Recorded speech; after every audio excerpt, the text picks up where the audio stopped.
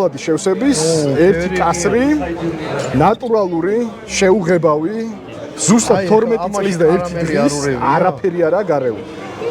ესპანეთის რეგიონის ოლოროსოს ხერესის ვისკი არის.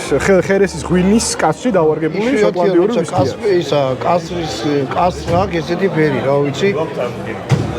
რამდენი ხნის დაძველებით არის? 12 წელი და 1 დღე ზუსტად. 2012 წლის 17 ნოემბერს ჩაისხა სპირტი კასრი და 2024 წლის 18 ნოემბერს ამოიღეს სპირტი კასრიდან. ანუ ერთ რამეს გეტყვი, თუ მე 50 წელი შუშის ბოლში იქნება, მაინც 12 წლის დაძველებით იქნება. შუშაში ვერ დაძველდება. შუშაში არ ძოლდება.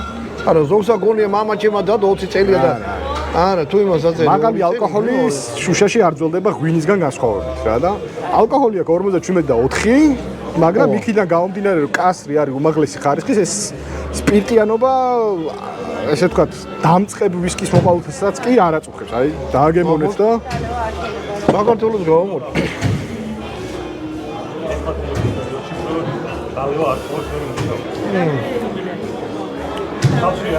აი შებოლილი ვისკის შებოლილი არა ეს უბრალოდ კასრი და გამოწვარი კასრის ისა აქვს გამოტანილი. აი როგორ გითხარ?